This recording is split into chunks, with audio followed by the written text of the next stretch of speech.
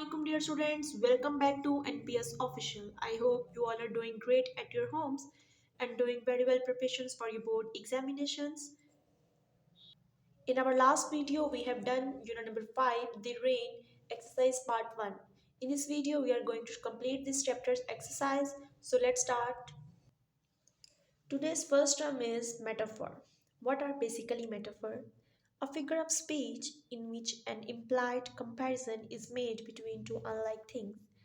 हमने ऐसा कंपैरिजन कर देना है, ऐसी दो मुख्तलिफ चीज़ों का कंपैरिजन कर देना है कि जो कि एक दूसरे के बिल्कुल ऑपोजिट है. ठीक है. जैसे एग्जांपल देखें, he was a line in the battle. वो किस तरह था? वो शेर था जंग में. ठीक है. वो लड़ाई में कैसा था? शेर था. अब देखें, एक इंसान है और दूसरा शेर जो है वो जानवर है. तो ये दोनों क्या है? बिल्कुल अपोजिट हम कंपैरिजन कर रहे हैं. ठीक है. The striker was a goal machine, the moon was a misty shadow. ठीक है. तो बिल्कुल हम एक अपोजिट चीज़ को एक दूसरे चीज़ को के साथ मिलाना हो तो हम क्या यूज़ करते हैं? मेटाफर्स यूज़ करते हैं. इसी तरह आपकी एक ग्रामर की टर्म है सिमिली. ठीक है. लेकिन सिमिली में ये होता है कि हम उसमें एज लाइक का वर्ड यूज़ करते हैं कि ठीक है, जैसे हम इसी को कर लें एज लाइक में, he was like a line in the battle. अगर यहाँ लाइक का वर्ड यूज़ हुआ हुआ तो वो सिमिली हो जानी थी, लेकिन ये क्या है, यहाँ पे लाइक का वर्ड नहीं यूज़ हुआ तो ये क्या हो जाएगा? मेटाफर. यानी हम मिसाल तो दे रहे हैं किसी चीज़ के साथ, उसका कंपैरिजन कर रहे हैं, लेकिन हमने लाइक की तरह नहीं कहा. हमने कहा है वो था ही शेर. हमने ये नहीं कहा कि वो शेर की तरह जंग लड़ रहा था. हमने ये कहा है कि वो शेर बनकर जंग लड़ रहा था. ठीक है. तो इसको हम क्या कहते हैं? मेटाफर. अब जैसे उन्होंने आपकी बुक पे दे दिया question part B, select the choice that explains the meaning of the metaphor as it is used in the sentence. Junaid is an ox. अब हमने जुनेद को ox क्यों कहा है? The metaphor is an ox mean Junaid is deaf, Junaid is weak, Junaid is strong. तो इसमें हमने इसको ox इसलिए कहा है कि जुनेद क्या है? Strong है. इसलिए ऑप्शन सी करेक्ट होगा. Number 2, Walid is real couch potato. The metaphor couch potato means Walid is always busy with some activity. Walid is lazy. Walid likes to go outside and play. इसमें से हम जब कह रहे हैं couch potato means वो lazy है. Number 3, Shahid is a volcano after hearing his brother borrowed his car without permission. वो volcano बन गया था. इसका क्या मतलब हुआ? Shahid is angry. Shahid lives in Japan. Shahid has a triangle head. यानी कि वो गुस्से में आ गया ना कि उसके भाई ने उसकी गाड़ी उतार ले ली उससे पूछे बगैर. तो इसका मतलब शायद गुस्से में था. वॉल्केनो हो गया, गुस्से में आ गया. Lubna is the apple of her father's eye. Apple of her father's eye का मीनिंग यहाँ पे क्या होगा? Lubna is loved by her father. Lubna's father is mad at her. Lubna has an apple tree in her yard. इसमें से एप्पल ऑफ द आई का मतलब होता है कि वो उससे बहुत ज़्यादा प्यार करते हैं. नेक्स्ट देखिए part 5.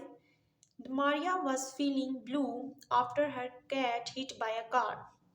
The metaphor feeling blue means Maria didn't like cars. Maria was sad. Maria wore blue frock. Was sad यहाँ पे करेक्ट होगा क्योंकि जब हम रेड की बात करते हैं तो मीन्स हैप्पी या पर्पल की बात करते हैं. ठीक है. और जब हम फीलिंग ब्लू कहते हैं इसका मतलब है सैडनेस की बात हो रही है. Fraz is a giant in his class towering a foot over his classmates. The metaphor Fraz is a giant means Fraz is short, Fraz is from a fairy tale, Fraz is tall. Fraz is tall will be the giant mean होता है बड़ा. ठीक है. Means वो उसका कद लंबा है, टॉल है वो. इसलिए ऑप्शन सी आपका करेक्ट होगा. पार्ट सी देखते हैं. Identify the use of metaphor in the poem and answer these questions. What do the rich leaves symbolise? Rich leaves किसके बारे में सिंबलाइज कर रहे थे? The rich leaves symbolise rich people. What do the poor leaves stand for? Poor leaves किन्हें कहा जा रहा था? Poor leaves stands for the poor people. What does the sun symbolize? Sun symbolize का मतलब क्या था? Equality and impartiality. यानी कि सब के सब क्या हैं? Equal हैं all over the world. Next आपकी जो कंप्रीहेंशन में कोड टर्म यूज हुई है वो है पर्सोनिफिकेशन. पर्सोनिफिकेशन मीनिंग होता है कि कोई नॉन लिविंग थिंग है, कोई टेक्निक है, कोई ऑब्जेक्ट है, उसको आपने ह्यूमन ट्रेट दे देना है. ठीक है. जैसे एग्जांपल है flowers were fluttering and dancing in the breeze. क्या फ्लावर्स डांस कर सकते हैं? नहीं. लेकिन हमने उसको क्या दिया? ह्यूमन करेक्टर दे दिया कि ह्यूमंस तो डांस करते हैं, ये उनका ट्रेट है. हमने यही करेक्टरिस्टिक फ्लावर्स को दे दिया। इसी तरह means non living things, objects को, टेक्निकल थिंग्स को जब हम ह्यूमन ट्रेट्स दे दें तो वो कहलाता है पर्सोनिफिकेशन। पार्ट डी में आपसे यही पूछा गया है, identify the use of personification in the poem and answer these questions. Which object is personified in the poem? Poem में किन चीज़ों को पर्सोनिफाइड किया गया था? लीव्स को। तो आंसर आपका होगा leaves. Which human traits are given to that object? और लीव्स को हमने क्या ट्रेट दिया था?